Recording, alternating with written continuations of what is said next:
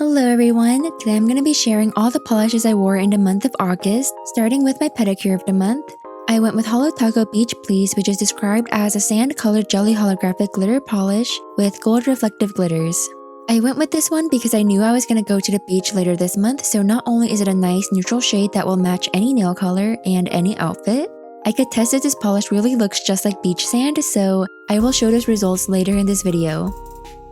The first nail polish I wore was Bluebird Lacquer because I got Hibiscus, which is a neon pink polish with green, purple, pink shifting microflakes and shimmer. I wore this as a pedi recently in June, and since it's a neon, I want to try it out on my nails before summer ended. This polish was from May Polish Pickup of this year, and first off, beautiful shade. I love pink polishes, but I did want to mention that this formula is like unusually thick and goopy in my experience. Even after adding thinner, it thickened up again quick. I noticed it when I used it for a pedi, but I didn't comment on it because painting my toes is already such an annoying and tiring task for me, so I kind of mistook the difficulties of the formula as just a difficulty of painting your own toes. And you can't see the flakies very well, they get lost in the base a bit and end up giving the polish like just a subtle visual texture. Hopefully you guys can see what I mean by that from some of these clips. And I'm not saying that's necessarily a negative point, but just something I wanted to mention. The next polish I wore was Lumen Glass Frog, which is a sheer shimmery blue polish with a blue to violet to green shift. This is also a polish pickup shade, and I swatched this for my Cult Classic Indie Shimmers video, so I would check that out if you want a more detailed review on this polish. But long story short, I love this polish so much. One of my favorites of all time within my collection, and I get to include some additional outdoor footage now, so y'all can see just how shifty it is depending on the lighting. It truly has a chrome-like shine.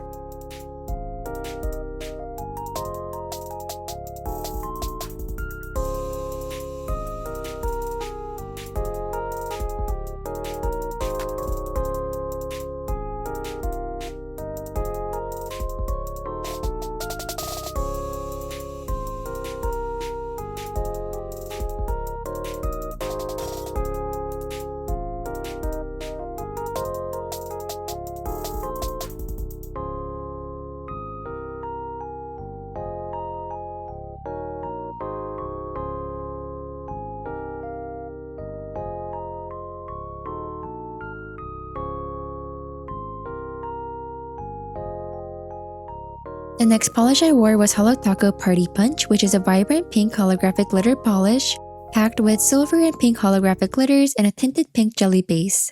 So pink it's almost red. Or is it red? That's what the official description says, and to me, I can see the pink lean in some lighting if you think really hard about pink, but it looks way more red, and I feel like if I randomly asked strangers pink or red, they would all say red.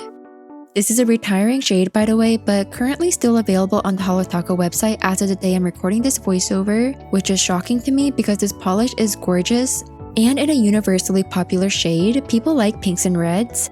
I mean, I like this polish enough to wear it as my vacation polish. I just went on a short little weekend getaway to the beach. Just a casual 8-hour road trip, and I wanted to share some highlights of my trip with y'all.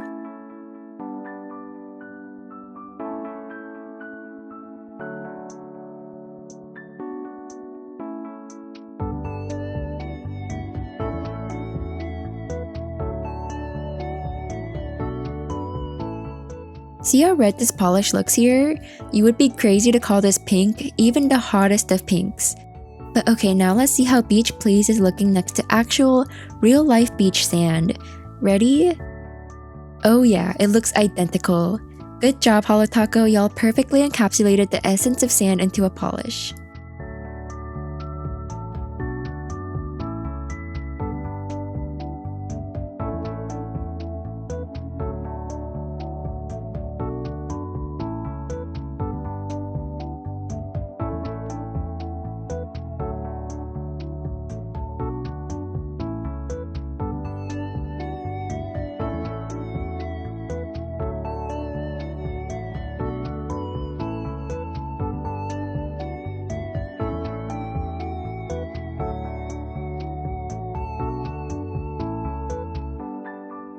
I went to a cat cafe. Of course, I had to wear my cat printed little shoulder bag, and I got way too much footage of these cats, and it was hard to narrow down what clips I would keep in this video because I couldn't possibly include them all.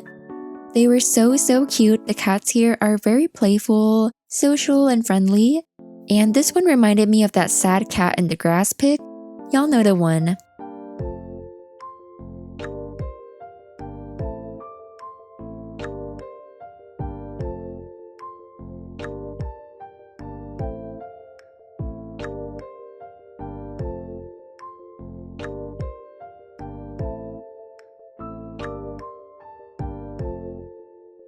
Here's the fit going to another beach, but this time not to chill and play in the water. The mission was to get that perfect sunset beach photo. And these are my favorite sunglasses ever. I want to share because I got them from guests this season, so if y'all like them, you can probably still get them. And the ice cream truck pulled up when we got there. I was pretty jazzed about the Tweety Bird ice cream. It was kind of cursed looking, but when are these character popsicles not?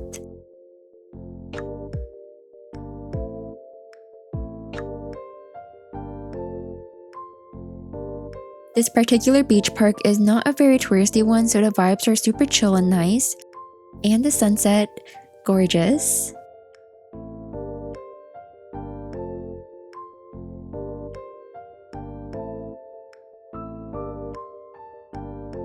We went to a nice restaurant on our last night, and I want to show this lobster pot pie because they like embossed a little lobster on the top crust, which was cool, I guess.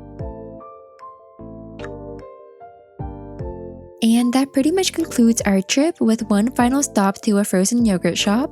I love froyo. I fully acknowledge at one point we had too many froyo shops, but then too many of them closed all at once and now we don't have a lot of good ones standing. But this place, Yogurtology, was great. It was super clean, but we were also the first customers. Nothing like some frozen yogurt for breakfast. It was like 11 a.m. I think. But they also had so many unique toppings and flavors that I hadn't seen before. For example, Captain Crunch flavored yogurt. So I went a little crazy because I was so excited. It had been a long time since the last time I had froyo at this point, but now I know my preferred flavors and toppings for future reference. I like the original tart, a little bit of Captain Crunch, and strawberry tart as my yogurt flavors. I also feel like strawberry tart is unique. Most places I've been to just have the original tart and regular strawberry. As for toppings, the regular white marshmallows were my favorite. The texture got so good when cold, so I would do a lot of those. Some crushed Oreos, which I didn't get this time because there was no spoon in that one and I didn't want to ask. But I remember this being a fave from back in the day, back in Froyo Prime days. And that's kinda it. Honestly, I could probably do with just the marshmallows, but I'll probably get too excited and add a bunch of random stuff again when I go again, like Fruit Loops, like the circus animal. Let me know in the comments what your perfect frozen yogurt build would be.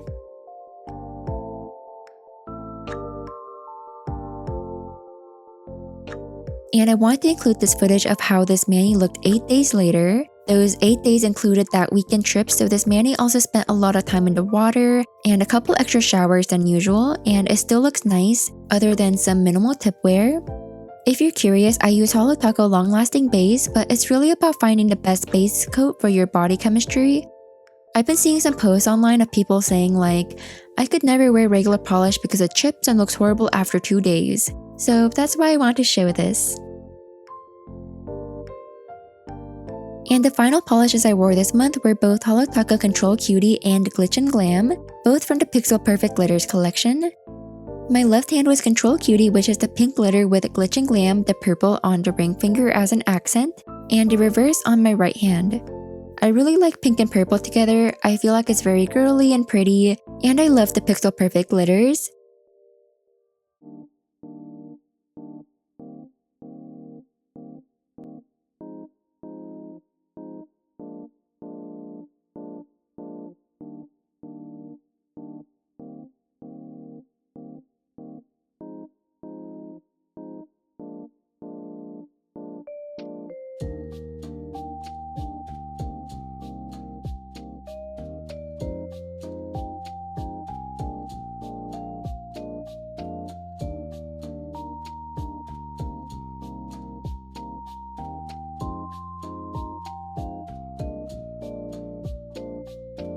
And that was all for the polishes I wore in August. Thank you so much for watching. I didn't get through as many polishes as usual this month, but also for MANIS that's like once a week, which I think is like how often an average person would switch it up.